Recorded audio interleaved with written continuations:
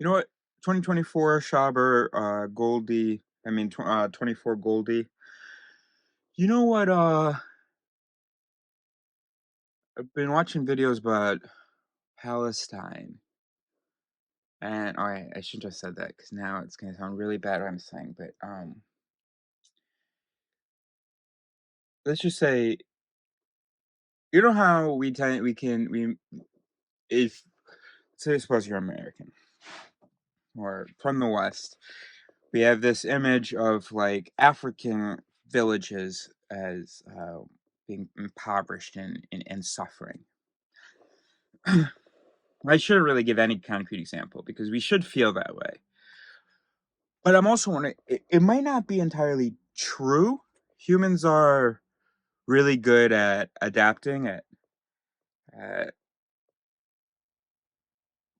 finding, even in a war zone, even when there's death, because death is just a part of our existence. And so we evolved to not be devastated by it, unless it's our kids. Um, but or to be temporarily deeply affected by it, but not permanently or in a way that that is bad. Um, so how we're wired. That's how we're supposed to be. Since we think we're rational souls, we start presenting death as, oh my gosh, it's such a big deal. So in our movies and stuff, it's all so dramatic when a main character dies. But look at all the extras that died along the way, whose stories we didn't know and so on. That we're not affected by. So we are, and even the extras who are on the good side. Um, so here's what I was thinking.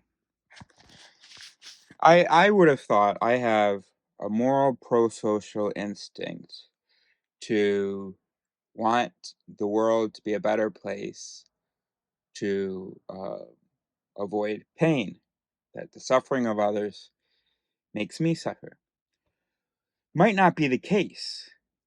What if instead my wiring is that I averse, that I am at sort of opposed to, that I dislike, that I am choked by seeing people, happy or not, with less? What if that's the pro-social instinct? And so it's kind of, it's not reasonable. Um, it's not reasonable, but that would be good for our evolution as a species if we, regardless of whether or not the person was happy with it, if we saw that the person could have what we have, that we felt motivated to make that happen. I mean, for our community members. And for me, my community is the whole species. And that's just a easy labeling thing.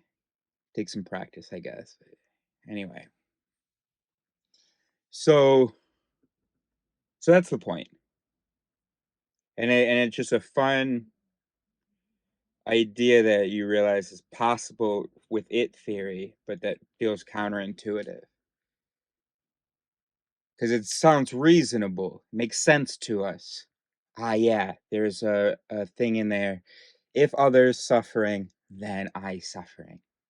And that's noble and wonderful. And so even when I say, hey, I didn't, you know, work to have that moral instinct of caring about other people, it's just the way that I'm wired, still patting myself on the back because that is a cool thing to be wired with. But what if I'm not wired with that? And I guess you could experiment with this by, here's what you would do. You would take a subject. You would take, you would have your subjects. With each subject, you would um, tell him about 5 groups of people around the world, and they have varying. Each one has a different level of um, bad circumstance. Okay, And then you ask the subject, subject, you have some money that you can allocate towards these causes. Maybe you could test it two different ways. See how much money they want to allocate to each cause, or they can only give the money to one cause, um, and so they need to like prioritize, or like, or for the cause they put number one is going to get half the money. The cause they put number two is going to get half of what remains. Something like that. I don't know. Or when you're going to address the issue. Yeah. So you have to come up with a list of priorities of when you're going to address the group A's problematic circumstances, group B's problematic circumstances, group C's, etc. So maybe that's two or more ways that and then here's what you do. In another condition, what you do is you can do actors or whatever, I don't know. But you show footage of a member of group A, a member of group B, etc. I mean, you can do lots of different conditions. You can do the one where you show footage of them just talking. And then another one of footage where you show them talking about their circumstances. And what you do is you randomize the indicated peace or happiness of the sufferer. Um,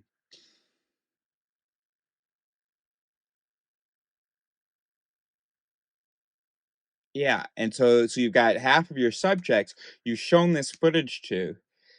You've given them the circumstances, you showed this footage, and then you have to control and you have to do the opposite as well for some subjects. But anyway, you show them this footage, you give them the circumstances, and then you say, okay, give me your priorities now. And you see how, and I suspect,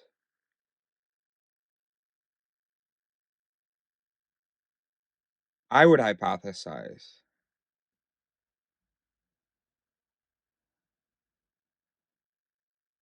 Well, really, my hypothesis is just now this is a hard thing to figure out, but I just think it'll be less the priority list, those judgments will be less affected by by the peace and so on that you're seeing from the person.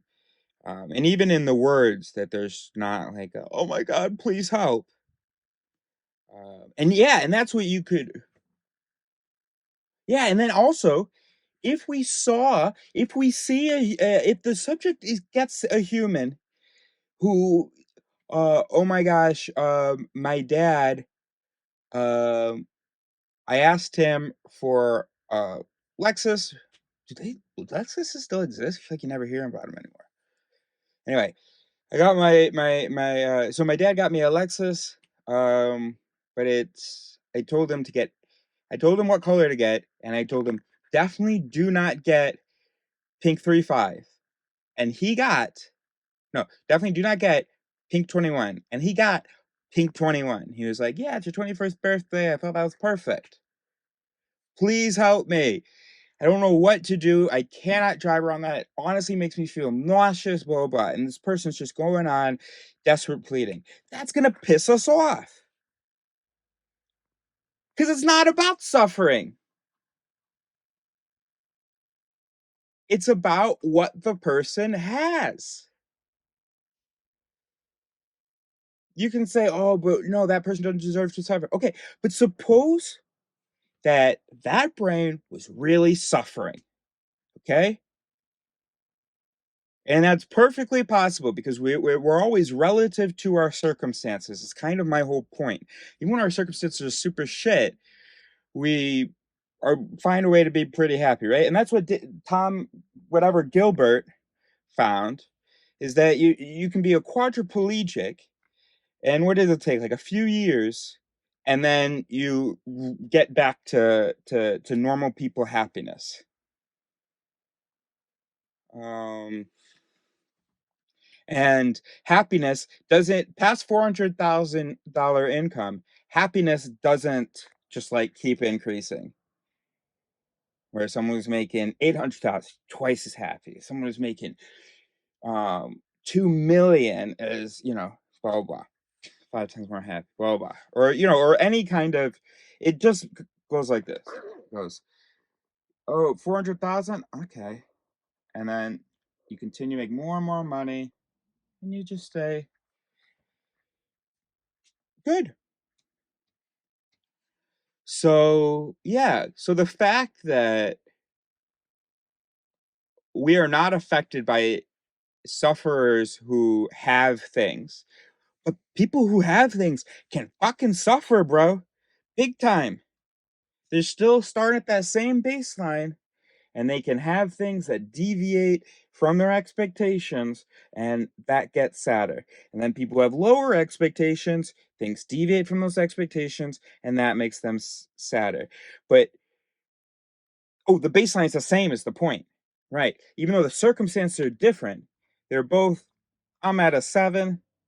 Oh no, bad thing happened. For me, it was that my school was bombed. Ah, for me, it was that uh, I didn't get a horse, and I love horses, and I'm an equestrian, and there's this one horse that I really connected with, and I really expected my family to get it for me, and they didn't. I mean, even I'm trying to almost make it a little bit sympathetic, so you can at least just try to just zoom in on the story and just imagine that feeling. But it's fucking hard because we're talking about a fucking horse. But if you're empathetic, you can imagine how someone could be devastated that they didn't get the car in the right color. That, people throw tantrums, all right? Um, it's just that when poor people throw tantrums, we're like, oh yeah, that makes sense. But the brain isn't like reasonable. So regardless of whether or not it makes sense, we are going to be upset about negative things relative to our starting point. Or yeah, everybody gets upset about negative things and happy about positive things. Doesn't matter where in circumstances that baseline and that blah blah is for our happiness. And that's why we keep developing more and more. Because even when we have more, when we reestablish a baseline with all that, and in order to be extra happy to chase a high, we got to go get more now.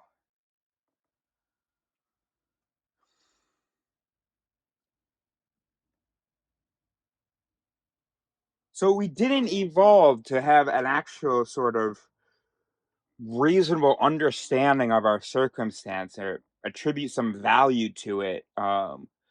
It's just about getting used to it, and then of course, we're the descendants of people that were able to be happy enough with whatever they had. And we're also descendants of people who, when we saw people with less, regardless of their happiness, we wanted to give them more. And so it makes you realize it's a way to understand how colonizers, um, proselytizers, um, how I hate what they did. Or I hate that stuff. I wish that the U.S. just whatever the Cherokees and everybody they want to do. I wish Africa had not been pillaged, had been able to sort of develop on its own timeline. It'd probably be something absolutely. I mean, it is spectacular in a lot of ways, but spectacular in you know, um, it certainly I was watching a video. Neil deGrasse Tyson was talking about how Baghdad was, in Athens was a major intellectual metropolis, a source of great enlightenment. And then Islam came along and was like, all right, we are done progressing intellectually, everybody. And then Islam spread. And I hate that. But anyway, but I can understand it. I can not morally speaking, but I get now. Of course, we're wired to, regardless of their actual well-being, to just look at their circumstance, and if it's not good and we love them, then to make it better. Yeah. And so I mean, it's hard to imagine with everything that's going on now, of course, but and that's, so we survive by being this incredibly pro-social, pro-share, you know, my fellow man deal.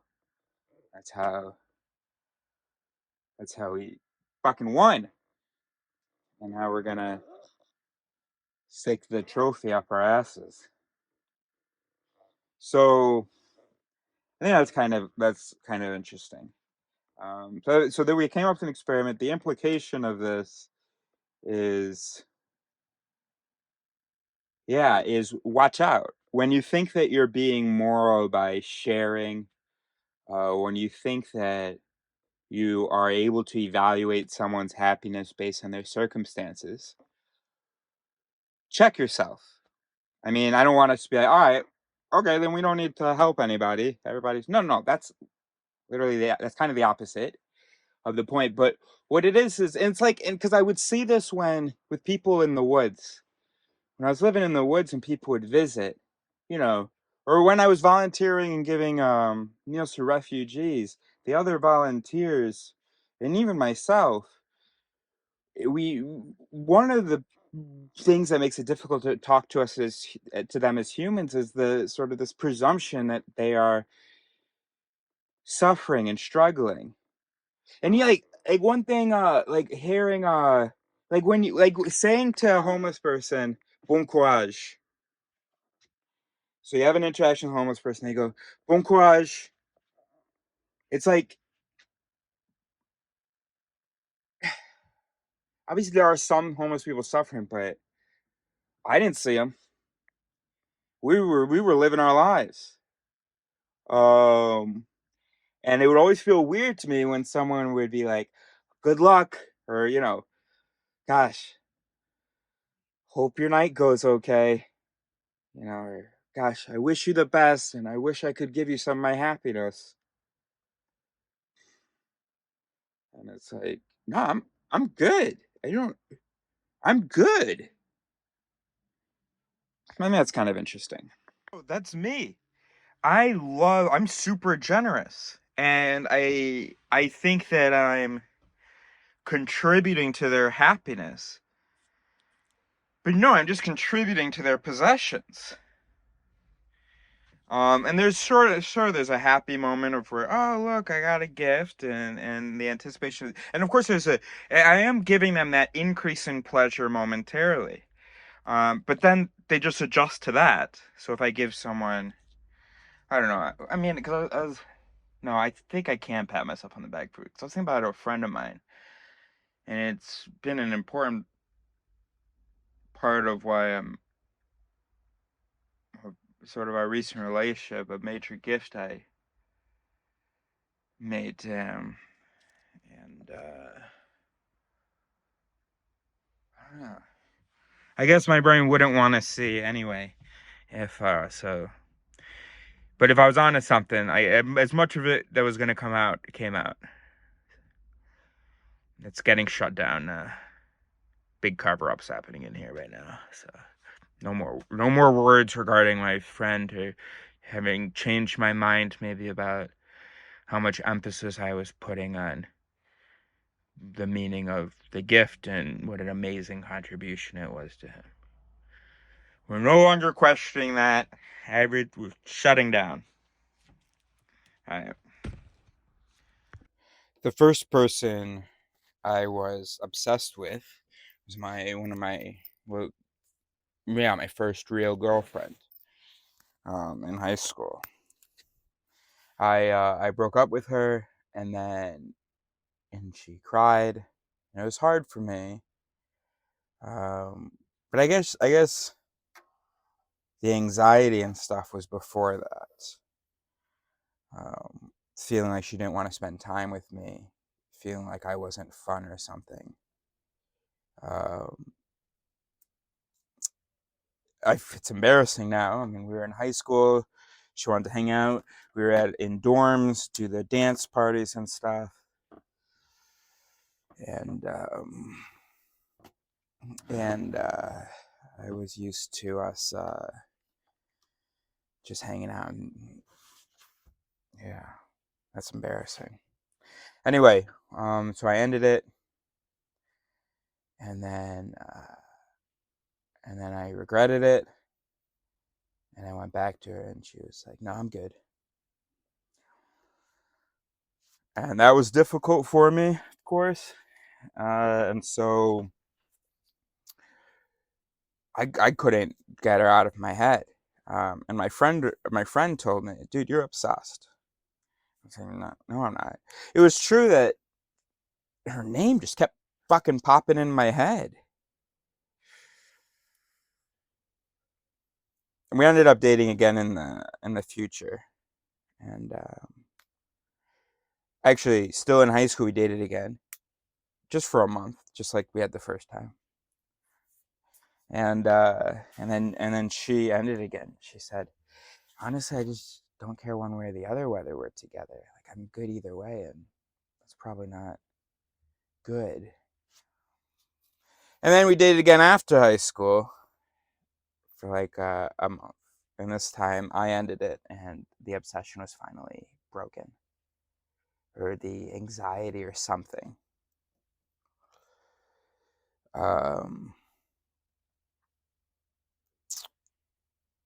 And then about, a year later, the girlfriend I had in 2010, I didn't understand what was happening. I just constantly felt anxiety. And then when I went off to college and she went to her college, oh my God, it was like I couldn't breathe. Wait, no, we have to rewind. To go back to 2008. So it's after my first girlfriend, after, I think, all 3 times. Unless the third time was in 2009. Anyway, in 2008, I had my first panic attack. And I had no idea what was going on. I was driving, 17 years old, going home from work. It was night. I was on the highway doing 80. And all of a sudden, my hands started doing like this, sort of walking around the steering wheel. Felt like I couldn't feel here. Felt like I was just going lightheaded. I didn't understand what was going on. I had no idea what was going on. But it caused concern. So I drove home, and as soon as I get home, throw open the door. I collapse on the ground. I don't know what's going on. I can blah, blah, blah. And I didn't feel like my parents were taking it seriously enough. And gosh, I sound like an absolute nightmare. And maybe in these cases I was. Anyway, so then 2 years later, 2010, I'm in a long distance relationship. And I can't breathe without getting reassurances from her. And I hate it, and I don't understand it either. It's like it even, like, it took me a second to figure out what made the body terrible feeling go away. And it was, getting a reassurance. And I didn't understand why. We were in love. I wasn't concerned. And I've often struggled to explain this, but that's why I'm recording now, because I've sort of got an idea. So I tried to end it with her. I was like, look, I don't know what's going on. Because she was sometimes like, bro, you stop asking for reassurance. You know I love you. And I was like, you know what? I don't like me like this. I don't know what's going on. And she was like, no, we're not breaking up over this. You need to just get your shit together. And so then we dated. We continued to date for it. She was my girlfriend for a year. I mean, we were very, we were in love and all that. And I'm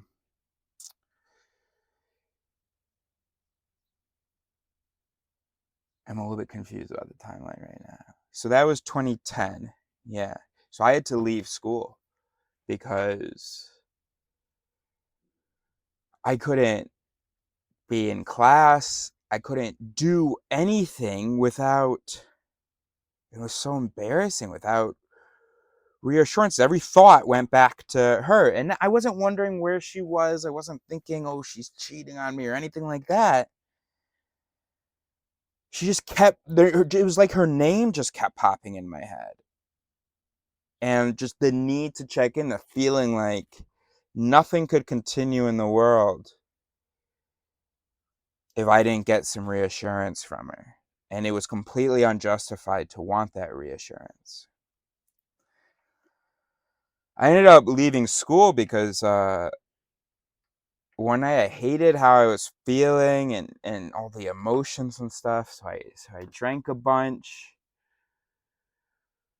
And then ended up calling a hotline, and then had to spend the night in the hospital, and then left the school on a medical leave. I get home, I get a new psychiatrist. He tells me I have OCD. That's why. Okay, so OCD is when you have these recurring obsessive, and you can think of them as intrusive thoughts, and you have a compulsion. There's something that you need, or else the world is going to end. I see. Or that you feel that you need. But it was still confusing for me because when I see OCD on TV and stuff, the guy's justifying it.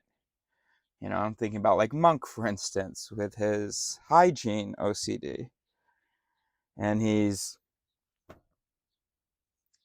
justifying it. There's no dissociation. There's no, like, this is so embarrassing, but I absolutely have to wash my hands 5 times before I leave.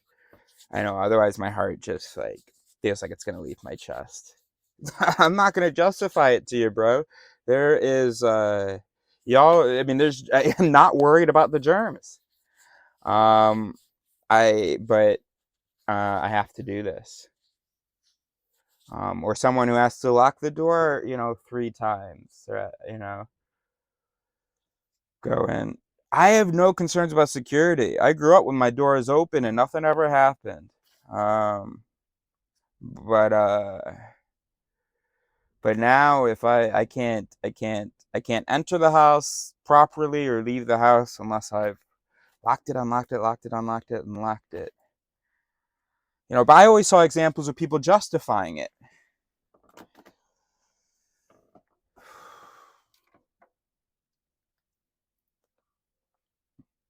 So I took Zyprexa,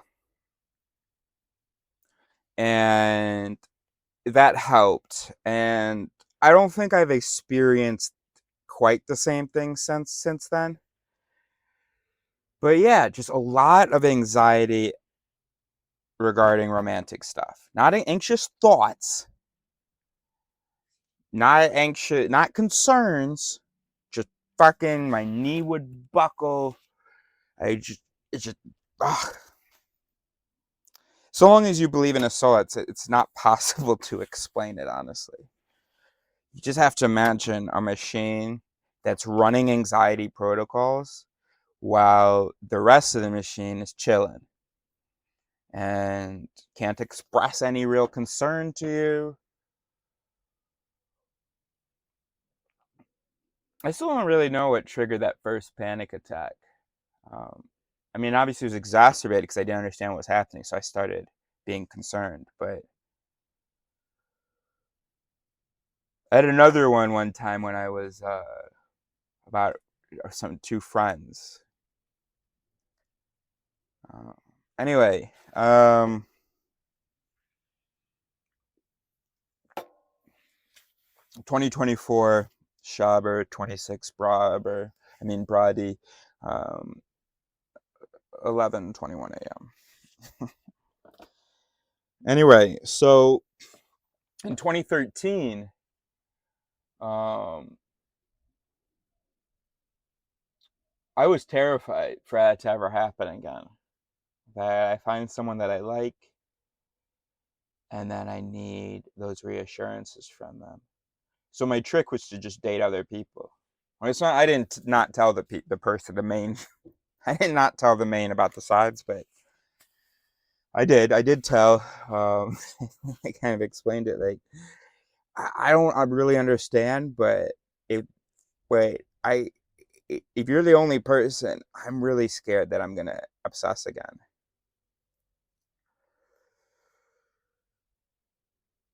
And I haven't really let myself. I guess I haven't even been aware of this, but I haven't really let myself. No, I've pursued, and but honestly, my 2010 girlfriend was kind of my last until I guess my most recent 2021. I guess there was really no. I guess I just had to keep my distance. I'm so worried about the floodgates opening and me becoming someone that I don't recognize, don't understand, and don't like. It's not like I do anything. Well, yeah, I guess there are a lot of texts. I mean, I'm not like yelling, like, you bitch, why aren't you responding? Nothing like that's happening. I honestly, there's no justifying of it whatsoever. It's just I hate that I'm doing this. Could you just tell me that you love me? I'm so sorry to bother you again. Um.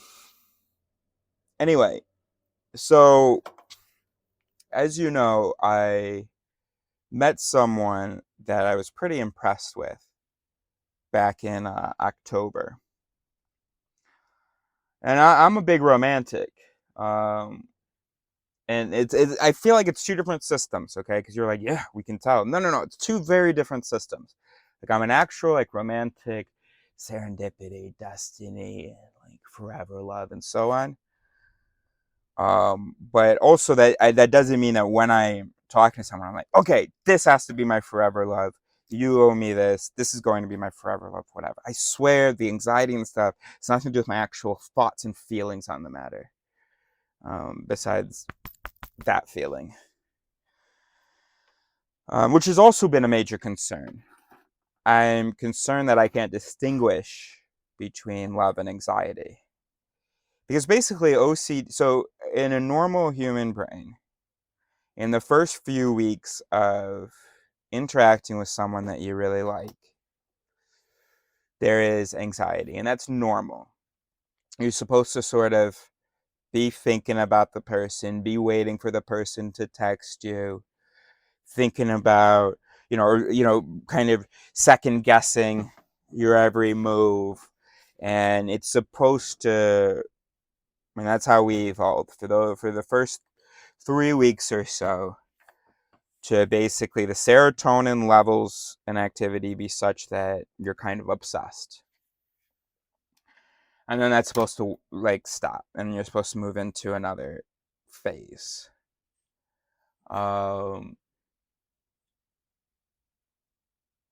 but OCD, it's there's something wrong, and so that 2 to 3 weeks thing just lasts, and that 2 to 3 weeks, that anxiety that you feel, that feels like love, and it gets us excited about the person. And then it feels a little bit different, but still, a nice passion or a love, when you're 2 months in. But for me, it's like that first 2 week anxiety. I just stay in that phase. So it's concerning. It's like, what am I? It's just hard because part of love is obsession, sort of. So having OCD, it's like, I don't know what feelings to sort of trust. Anyway, I've played it very cool, and this woman that I met in October, I don't think I've been obsessed. Like, I don't like think about it regularly. I don't feel anxiety, or anything. I've been just trusted God. And yes, did I mean, I didn't even like rush to Ibiza. Um, um, I ended up getting pushed there by the weather to Valencia. And then I was like, well, now it's just a ferry ride across. So yeah. And anyway, and yeah, and also I wanted, in case when I met her, this was supposed to happen. I don't really believe in destiny, but also I'm a big romantic who kind of does, but also knows that it's silly in my imagination. But anyway, why not? So then I spent a few months over there, and I don't know, and every once in a while I'd be talking to someone. I'd be, hey, by the way, you know this person? And so on. One day I thought I was going to meet her because there was someone with her name working in a garage. So I felt, nervousness or anxiety then. Anyway, let's now get to the point.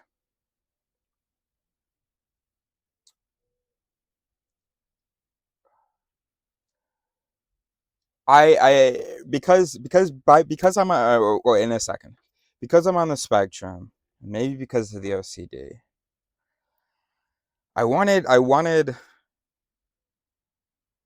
to run into her. And then I would explain, oh my gosh, I've been waiting to run into. But I didn't love the idea of like really searching for her. Admittedly, I did. I typed her name into Facebook, whatever. But what I didn't do is post. Actually, I did make a little video, but then I was like embarrassed about it. So I only left it up for like a few days. Um, but I was part of a Facebook group that had 60,000 members. The winter residents of Ibiza. So I go. So I was, I had the idea to maybe ask in the group, but one on the spectrum. What if I fuck it up and everybody's like, "You fucking crazy person, you asshole," blah blah. So I waited until I left. So I left yesterday, and I'm sitting at the port, waiting for the ferry, and I'm like, this has been silly, kind of. I mean, I've had an amazing time in Ibiza, but to actually do this post now, once I leave Ibiza, it is silly. I knew her for 5 minutes, and this destiny shit isn't real. This guy walks up to my vehicle with a big smile. I'm like, oh, I know this guy. We didn't hang out, but he parked near me a week prior, and I had introduced myself, and we had just talked briefly. But then he left. He parked somewhere else, so we didn't hang out. And so anyways, we started talking, and I asked him whether I can interview him about the brain or the mind or something. And he's talking about the universe and science and universe and manifestation and all this stuff. He talks to me about I don't know whether the next thing I'm about to say was before or after I told him about Sonia, but he tells me about this soul sister, this from the same flame, and it gets broken up, one into a man, one into a woman. He said, I've met mine. We're meant to like be together, but we are so similar. He said their birthdays are very close together. One's like the 21st of January, one's like the 25th of January. I'm like, yo, I'm the 29th of January. So we dap up on that. And anyway, so I tell him about Sonia. And he's like, you really fucked up not taking her Instagram, thinking that, you could just give her your number and she was going to text you. And he wasn't the first person to tell me that. A lot of people said, what the fuck, you idiot. She was never going to text you if you just give her your number. She was hoping that, you would maybe take her number, blah, blah. And yeah, I like that, because it's a much better narrative than, I mean, she did offer Instagram, so, but, I was prone to think, I don't know, that, that she just wasn't interested, that she had gotten to know me, decided, nope, and that's why she didn't text it. But other people have offered other explanations, which, of course, and I suis preneur. I'm a taker. I accept. I take whatever the thing is.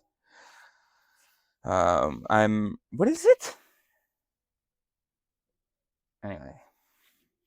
And so I'm having a conversation with this guy, and he keeps telling me, oh man, you should have looked in these places. He's telling me, I think she kind of looks familiar. I'm like, bro, shut the fuck up. Unless you have a time machine, and we can go back and check those places, or you can go back to the moment that you think you saw her.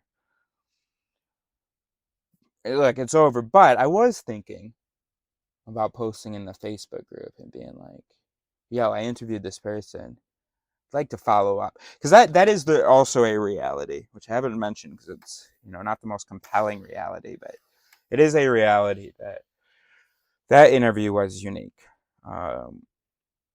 That interview was unique. And let's say there were 5 maybe that were unique. And this one is the only one where the person seemed anti-biology, didn't want to talk about biology.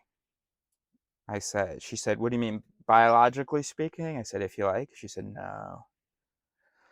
She's someone who said the brain is an engine. And she's someone who is like punk and alternative. Those 3 signs basically guarantee she's not about to believe that she's a brain.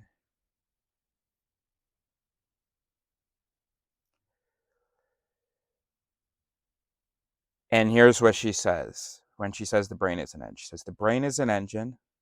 Actually, I don't really know. It like decides, the brain is us, right? Actually, the brain is us.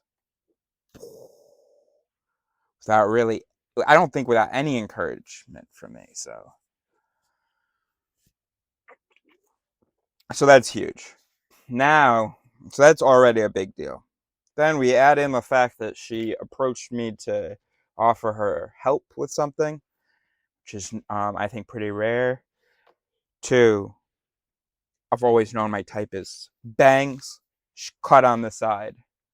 She's got that. She lives in a van and she's on her way back home to Ibiza. And here we are meeting, waiting for this ferry in Amsterdam. So anyway, back to yesterday, waiting for a ferry, not in Amsterdam, but in Ibiza. And this guy, Bartok, comes up to me. We're talking, and I was like, so what do you think? Should I do this post? And he's lukewarm about it. And so I'm not going to do it if he's lukewarm about it, because maybe God's sending me a sign. Let it go. Move on. He's like, you can try. And he just keeps fucking talking about the past. She seems like she would have been someone who went to the hippie market. Look, I went to the hippie market. Not every time, but I went. I didn't see her. All right, moving on. What do you think about this post? Then we started talking about other stuff. And we're about to part ways to get back into our vehicles. And continue to wait for the ferry, but, on our own. And he says, hey, post it. All right. I hear you. Got it. Okay. And then we're on the ferry together, hanging out, and he goes, "So, did you do the post?" I go, "No, I didn't. Let's do that now." But then he leaves for a smoke, so I type away, make the post. Don't have internet, so can't post it because we're in the water.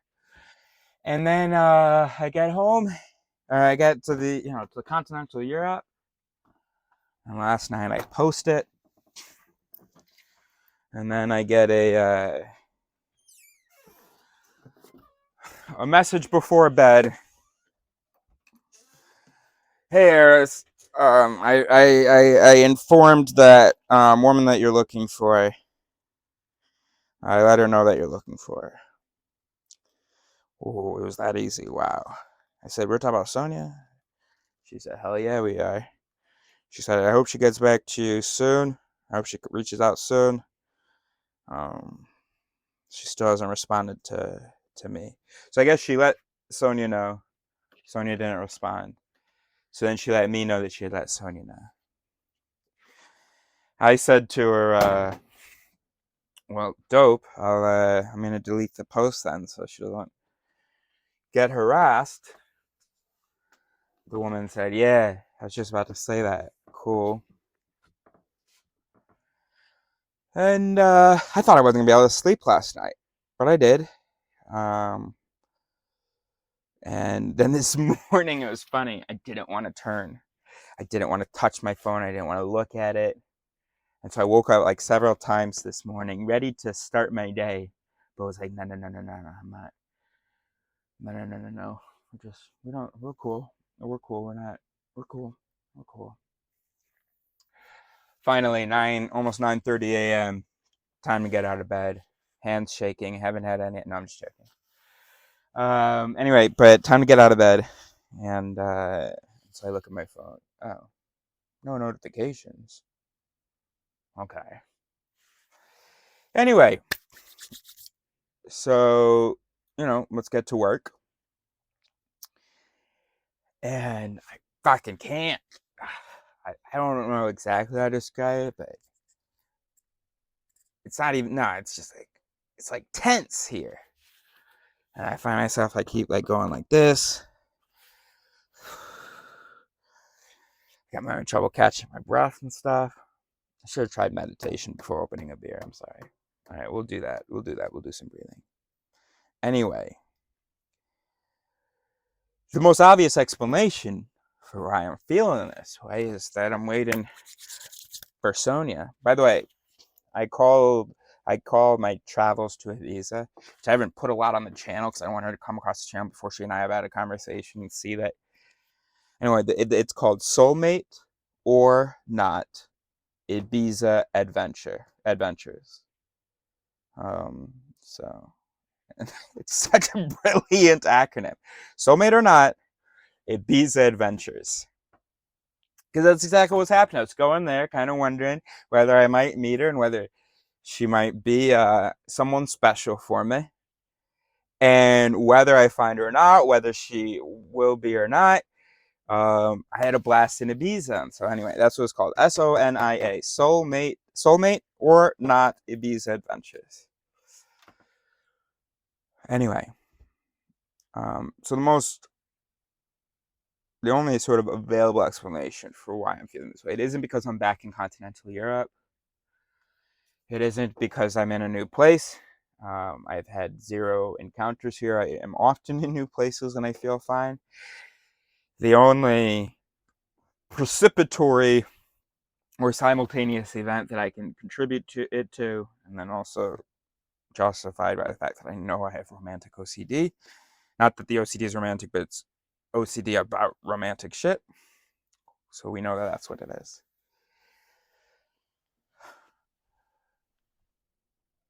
And so it's kind of been a while.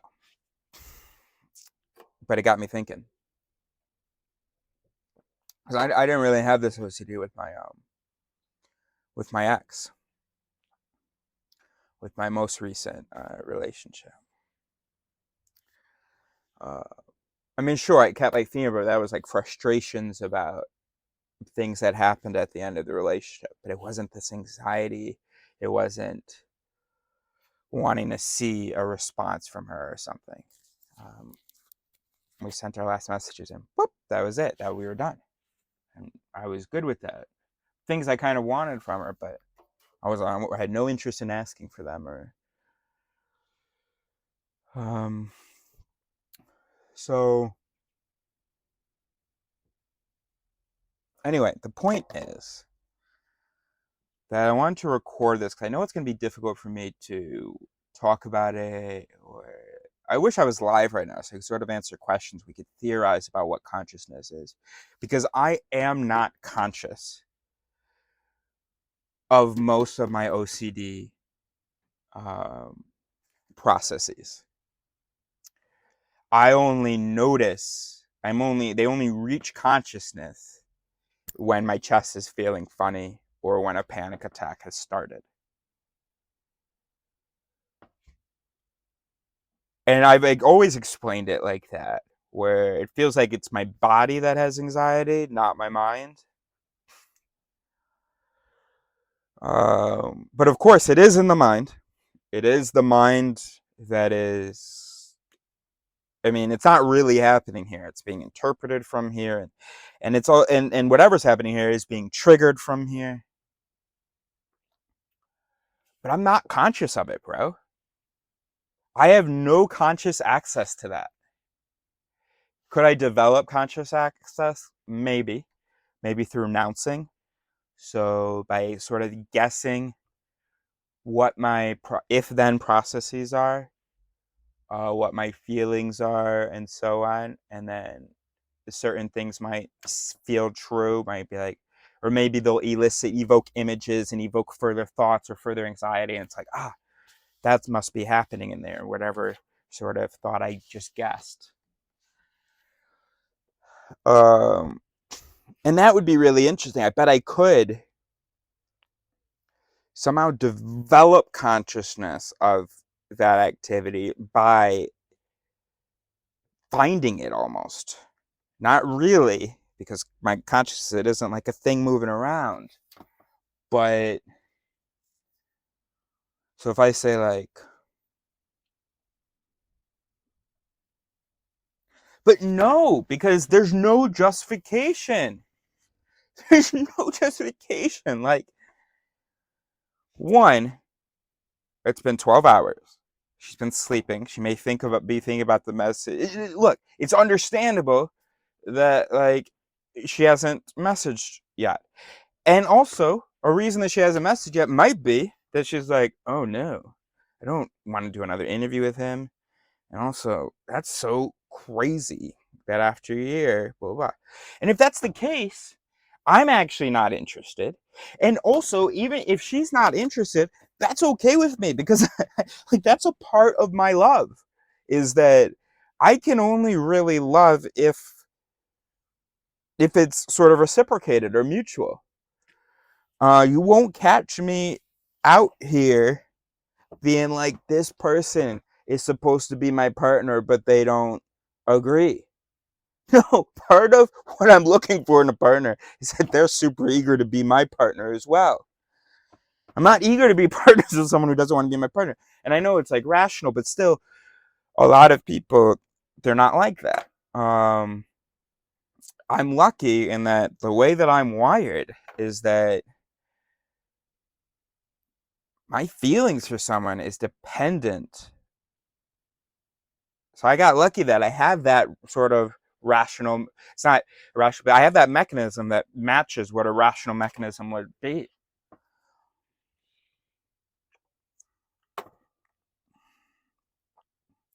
I mean, if she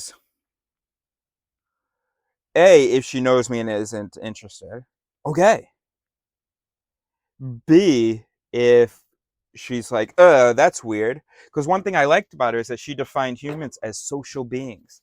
And I think the right kind of social, without all the vigilance, without all the, who the fuck, like real in-group community, trust, socializing, sharing, benefit of the doubt.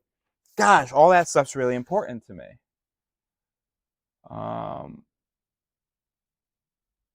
And I would feel like if she's afraid of having an interaction with me, oh no, that's not for me. That's not what I want. Um, and I've lamented this about past girlfriends that they're like, about sort of maybe people, or hey, you can't just go randomly talk to that person, whatever. Um, Fucking spam call. Anyway, so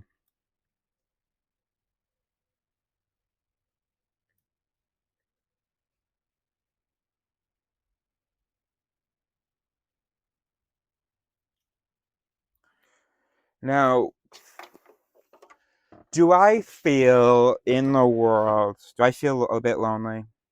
Do I feel like there's no one that I can call up and properly connect with, where I don't have to be sort of super nervous or careful about what I say as to not offend, or where I can, talk about the things that interest me, or, whatever, and, or talk about the things that interest them, whatever, just share and talk and exchange. And no, I don't. I don't feel like I have any such person. I have people that I can call, but I would still have a concern that I might either say the wrong thing or not ask them enough questions about themselves, not realize that they had more to share and just needed it coaxed out of them. Uh, not worry about, I've learned stuff and I see that they're, wrong about something, and be able to be like, hey, actually, you're misunderstanding emotions, actually, maybe. You'd have to see me in action to judge whether or not I do it well. You might be imagining just me go calling people up. Hey, can I tell you how wrong you are about everything? Actually, I would love to be able to do that. I would love that that wasn't offensive.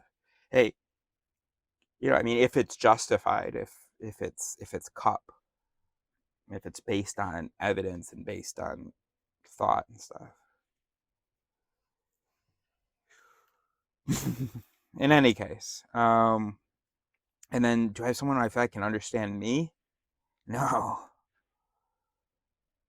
no. Certainly not my ideas, but not even really me.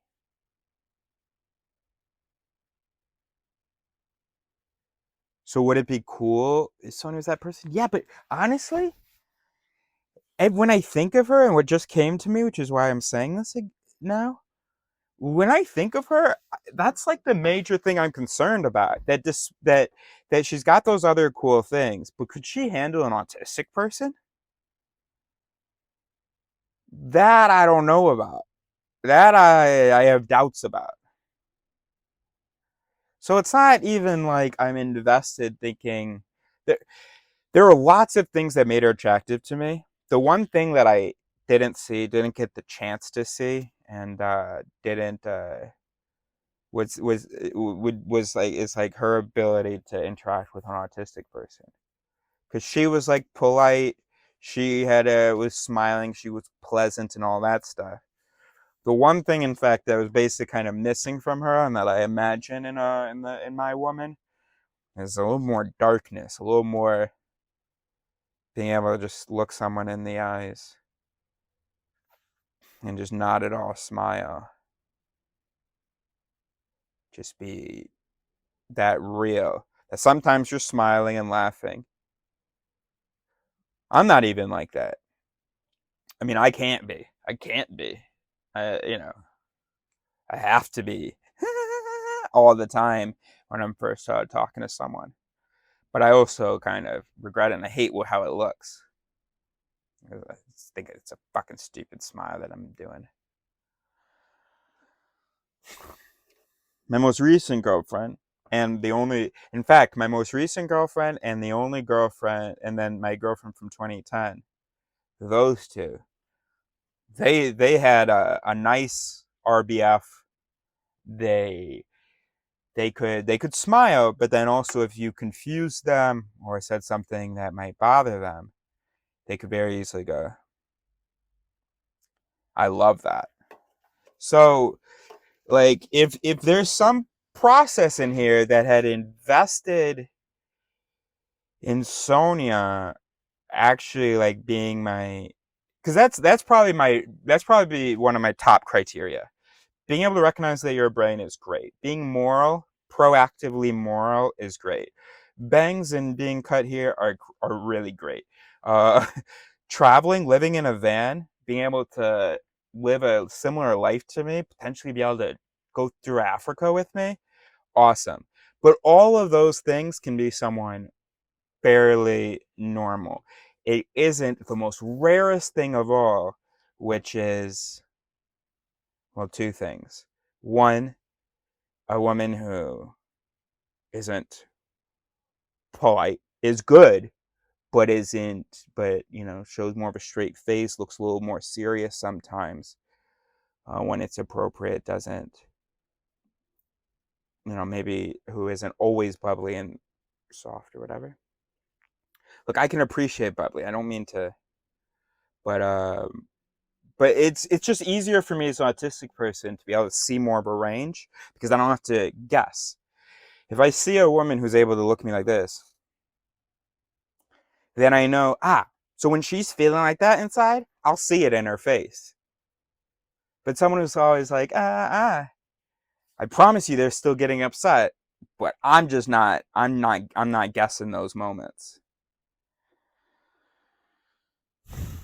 So someone who is more expressive even when it's negative, and someone who can handle interacting with an autistic person. So that's kind of two related things. That's probably like sort of the rarest quality among the people that I've dated, and she didn't demonstrate that. So, I mean, I just don't see how I could. I don't know what's going on. Maybe I'm trying to rationalize too much. Maybe all it is if woman, if possibility of romance on her side, then anxiety. Because that is kind of a theme. Like, I don't have anxiety about someone who isn't interested in me. I don't have anxiety about someone. My anxiety, and this is the same 2-week thing that we were talking about. It's when the other person has expressed some interest or has indicated some interest, or you think that you've observed some interest, but it isn't sort of guaranteed yet, or it isn't, you can't rely on it yet.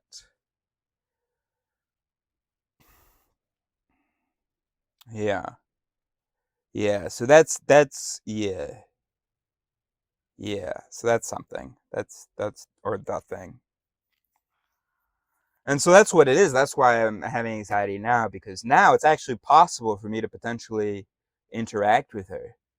And I'm just waiting to find out, does she want to interact with me or not? Yeah, that feels right. That's what it's all about. Not knowing whether a person wants to interact with you. That's my thing. If there is reason to believe that a person may want to interact with you, and you want to interact with that person, but you don't know that they want to interact with you, then anxiety. And that seems to be what's sort of happening. So I can be conscious sort of those conditions, but then those conditions are just slapping something. I am not processing it. It feels so stupid, my anxiety, and I hate it. Okay, but that's cool. So what would be the solution then? Well, the solution that I've used in the past, even if I couldn't articulate that that's what was happening, was to block the person, right? To make it impossible, or to run the person off. You know, I'd rather they block me or I block them than this purgatory here. Right. And that explains why I wanted to break up with Chelsea back in 2010, because I'd rather us break up, deal with the pain of us being broken up, and knowing that that's it, rather than having that open. And that's a very, very common human thing. Um, yeah, yeah. And of course, we evolve that way to sort of hate not knowing whether you can count on someone. And in other scenarios, it's like not knowing whether someone is friend or foe. Of course, that triggers anxiety and activates protocols to ascertain that. Because, it's not good for survival when you don't know whether someone is friend or foe. So you're tempted to maybe be generous with them, share something with them, but you have no idea whether they would ever reciprocate that. Well, all right, forget the being reasonable, but anyway, we know why those are I guess, the reasons that we were programmed that way. So it's as simple as that. We all have the it. If unknown, then anxiety. And that can manifest in a lot of different ways. If we don't know what the universe is, then anxiety. Oh, there's a Bible that has the answers? That soothes my anxiety. Oh, I just want to know whether my kid is dead or alive. It's been 5 years and I'm absolutely tortured because I don't even know whether they're dead or alive.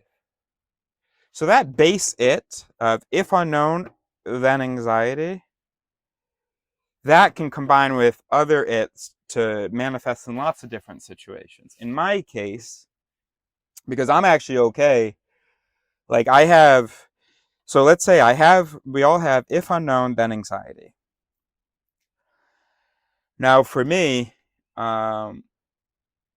when we're regarding sort of the origins of the universe, I have another it. If you can't know, then no anxiety. So if unknown, then anxiety. And if you can't know, then no anxiety. They go, and so I don't have anxiety about the origins of the universe. I don't have anxiety about whether there are beings watching us. I don't even have anxiety when I'm in a relationship about whether someone is cheating on me.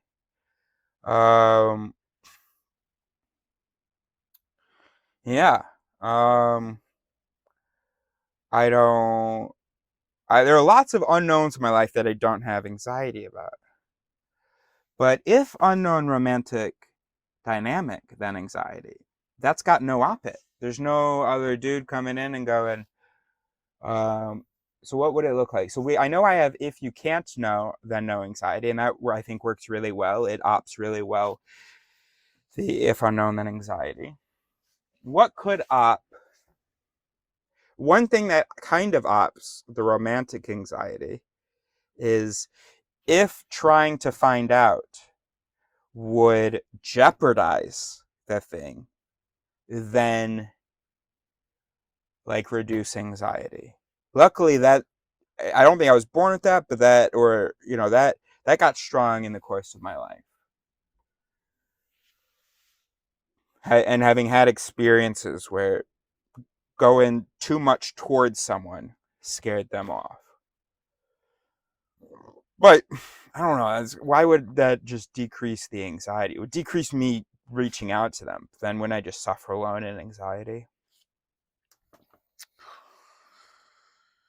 Another one is if meant to be, then will be. Thank God I feel that way. It's totally unjustified, but psychologically, it super plays a big role in here.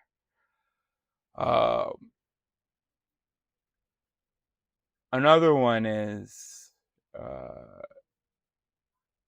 Oh, that's that last it, if meant to be, then will be, isn't a real psychological it. How would you phrase that? Yeah, I guess actually it could be. Yeah, yeah, because and then basically and then basically somehow what's happening is we're going, hey, look, if it's not happening, then it wasn't meant to be, and if it's happening, then it was meant to be, and also the. Anyway, so what? So I need something that with where the consequent is then no anxiety, something that maybe already exists in here, or I think that I could practice and install.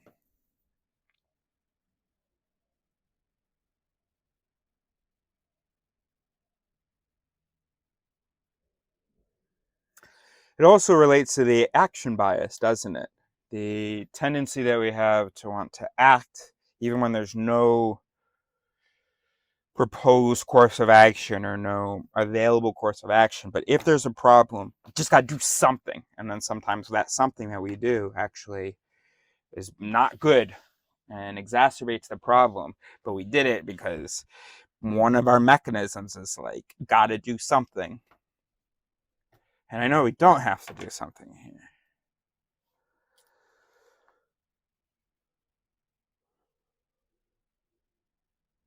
I don't know. And honestly, I'm still feeling like this thing here that I don't even think I can think about what kind of it to install right now. So I'm going to go sit outside and breathe. And one thing I'm doing is I'm reassuring myself it won't be, anyway, bye. So what does that mean that I'm not conscious of it? Because maybe what that means is that, where are you going? Is that basic, if unknown, then anxiety. It's causing the anxiety. It's such a fundamental it that no one would really experience it. But typically it activates other its that people do experience, such as justifying why they need to hear from this person or find the answer, or whatever. Come here.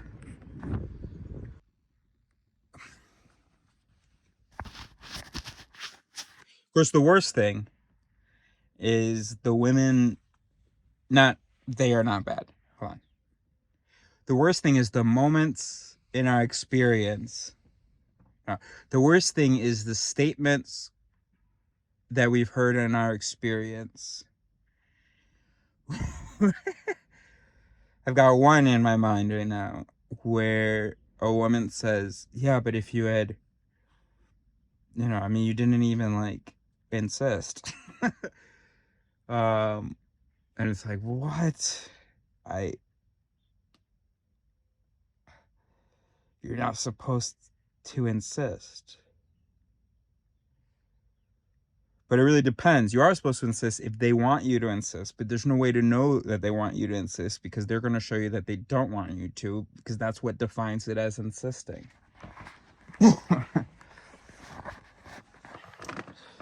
Or another time where I found someone. The only other time where I was like, oh my gosh, this person's amazing. I have to find this person. This was over 10 years ago. And I sent her a message, no response. And I followed up with a long message.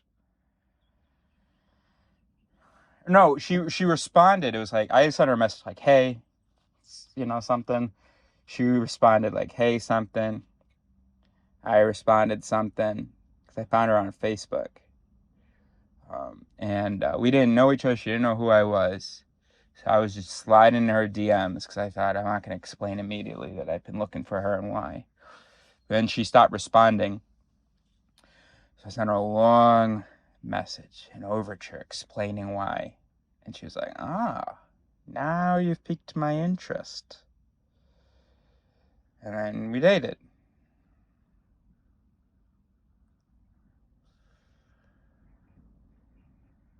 So I was going to say, because my friend, I updated him, the one who encouraged me to post it, or who gave me the validation that I needed to post it. He asked whether she had sent me a message yet. I said, no, still waiting. He said, Actually, the expression that he sent was an eye roll, but I think he meant like,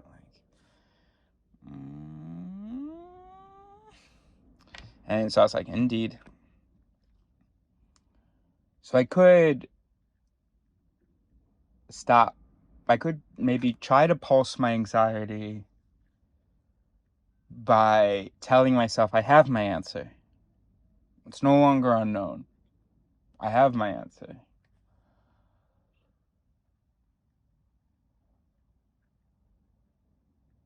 But of course, we men are programmed to be like, yeah, but if I don't like the first answer, and that's how reproduction worked in our tribes. That's what peacocking is. It's all about convincing and so on. Ugh. So even though that grosses me out, I guess there is still an instinct in there to, do I have my answer though? Is her not sending me in that message, is that an answer? Hey, remember what happened with Penny? She stopped responding, and then we just were honest with her. And then y'all fucked. So I need to just drink this beer, go to bed, watch TV or something, because time is passing so slowly for me, obviously, as I'm waiting. Whereas Sonia, she just got this message out of nowhere. I mean, I get a message, someone's looking for me. I'm reaching out immediately. But also, if someone gives me their number, I'm sending them a text immediately. And maybe that's enough, actually, for me to be like, no, she's not the one. Because honestly, my soulmate, she has to be desperate. What I mean by that, there's nobody like me. And the person I'm looking for, there's kind of nobody like her. I mean, mostly, there's nobody, the things I provide, other men sort of, they provide some of, the things I provide, it's a pretty unique set. And also, the things I don't provide is also pretty unique. Like, things I don't provide, a lot of men can. So I've always kind of imagined my soulmate as having been happy with plenty of men, but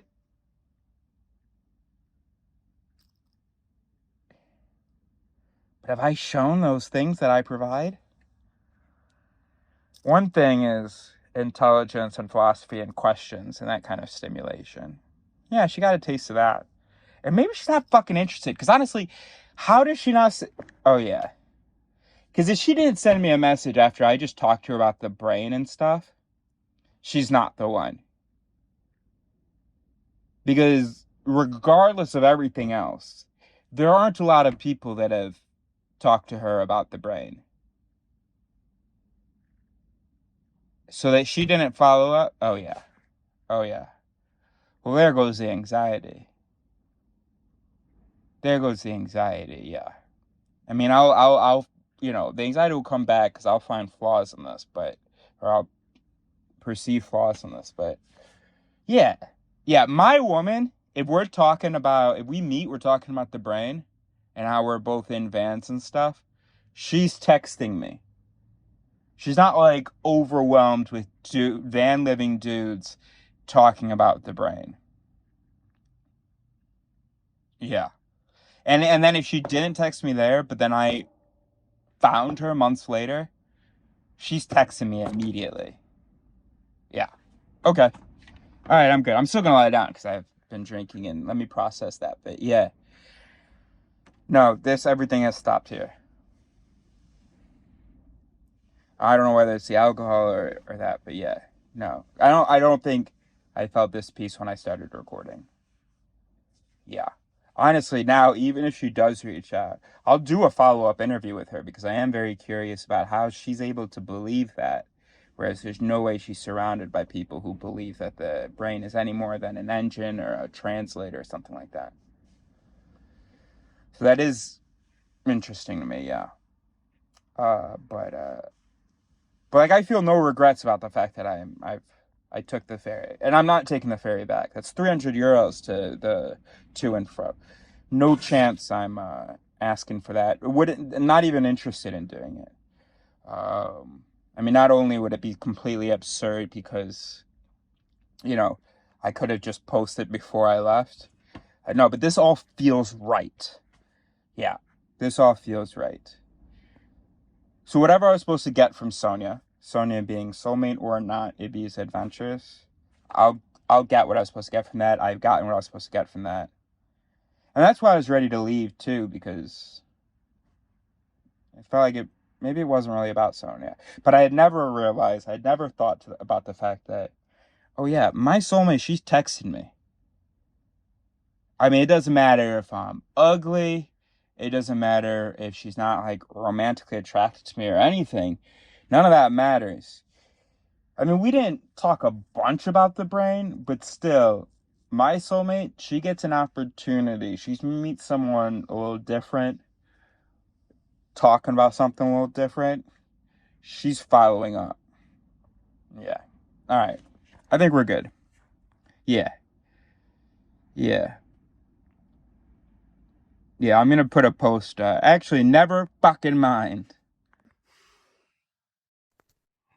You can use this. Respond to yourself. Now, I don't want it to be super sassy.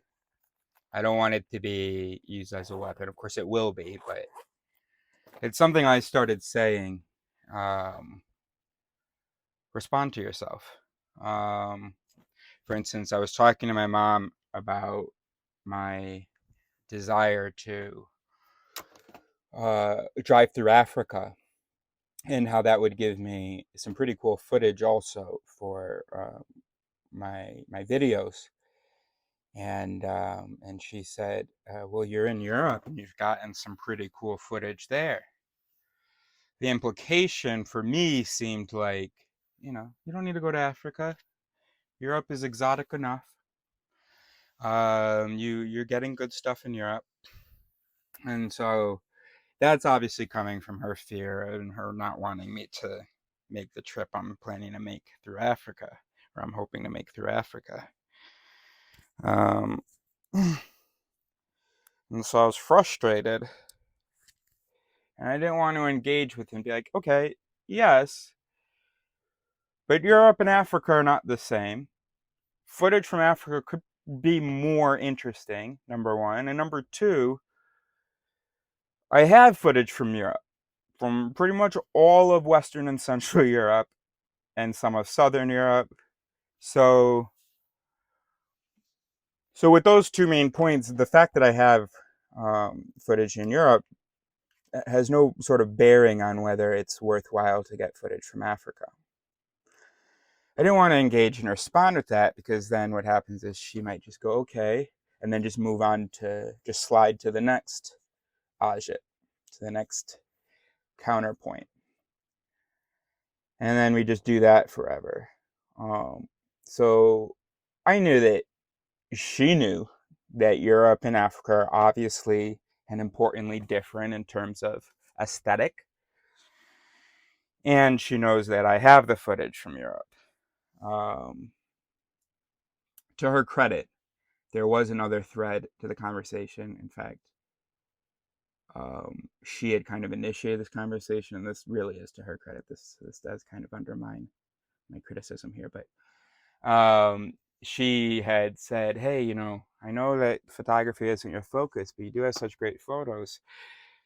It would be so cool to see, you do something with the photos, edit and present them, or do, not necessarily, I don't think she was necessarily saying sell them, but just make something out of them creatively, not financially or statusly.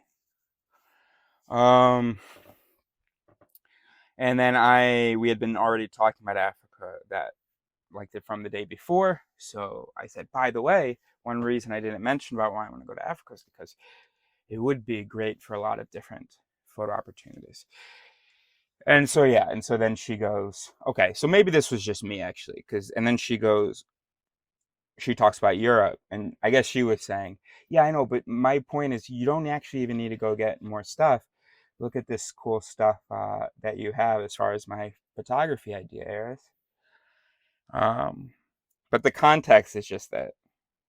Um, anyway, what stands is respond to yourself.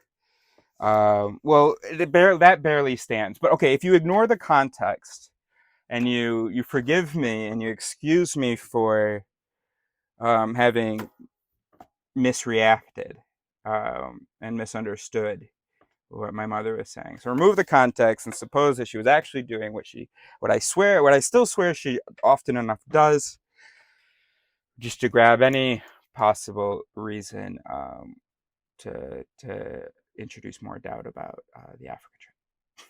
She's not even doing that intentionally, but all right. Anyway, remove that let's suppose that this is an instance of that. And so what ended up happening, we kind of cleared up. I don't think I understood as well as I do now that I had misunderstood, but I understood a little bit that I had misunderstood. But I just kept the focus on the Africa trip and the support that I need from her emotionally, or that I need her to be on board with it. Fuck, this is supposed to be a really quick video. I'm so bad at that. God damn it, this was not supposed to be about my relationship with my mother. Okay, let's just move on to another. Oh, and then anyway, she did respond to herself. She's like, yeah, Africa and Europe. Blah, blah. Okay. The other one is there was a young woman, who she was involved in one of my videos about one of our its from the book You Are Not So Smart, The Spotlight Effect. She just texted me that she had watched the whole thing, and she said, oh my gosh, I'm so embarrassed. I'm so weird. And I was tempted to say, well, that's funny that you say that, because that's kind of the whole point of the video. It's that even if you do weird things, or even if you're weird and that shows, people don't necessarily remember that, didn't even necessarily notice it, or at least not as much as you do. But that's an opportunity for me to maybe say, hey, respond to yourself. And then you can give them a little hint. You say, respond to yourself using the content of the video, or the idea of the video. And with it theory, we realize how sort of reasonable of an idea that is. Because if you think of yourself as a single entity, where you produce the things you say, you've thought through them all, and then you produce them, and you know what you're saying, and blah, blah, blah, all this myth, the judge myth and all that. It's hard to see the value in really listening back to what you say, or engaging with what you say. Like, why would it be different? I said that, I know what I said. I said that because I think it. So I wouldn't have said it if I could just immediately respond to it. But actually, yes, you would. Because they're the its that produce the thing. There are its that produce the thing, and then there are other its that could have engaged with it, but didn't, because the system is trying to be efficient, economical with its resources. And that's okay. We don't have to second guess. And as Kahneman, from the reading that we did, as he was saying, it would be exhausting. It's just not even possible, let alone feasible, to be constantly second guessing yourself. So your buddy can give you an in livery, a stimulus to wake up those other its, those two its, those system two its, and go respond to yourself. And then you have to have the humility to go, okay, all right, so I said this, and let it slap other its that weren't involved in the initial ex livery. Let it slap other its. Be okay, and you have to feel safe when you're doing this as well, which is why respond to yourself. It shouldn't be used as a weapon, because it has to be just an opportunity for the other person. And the other person really, I mean, you, or I keep mixing up the people, but the person who made the initial statement and is now being asked to respond to themselves, that person, they yeah, they also need to have just a general sense that that thing came from some of their its, not all of their its. And so just because something came out doesn't mean that they yep it, which means that it's a whole brain approval thing. So yeah, so let's try that, and you can try that in the comments with me. You put a timestamp. You say respond to yourself, and what would be really great is if I contradict myself in a video, you give me the timestamp where I did the contradiction. You say respond to yourself. Um, um, huh, huh. We can do that in our language. Anyway, respond to yourself, and then you give me a hint, another time code where I said something that earlier that kind of makes difficult the claim that you first cite or refer to, or a time reference. Respond. How do you say? It's like,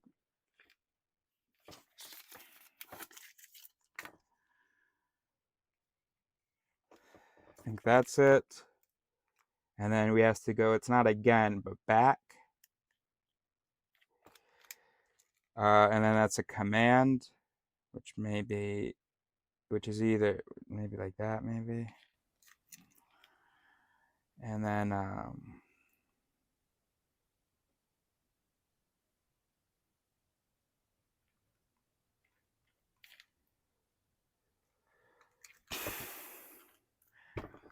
respond to yourself. I don't know that anyway, I'll hold on.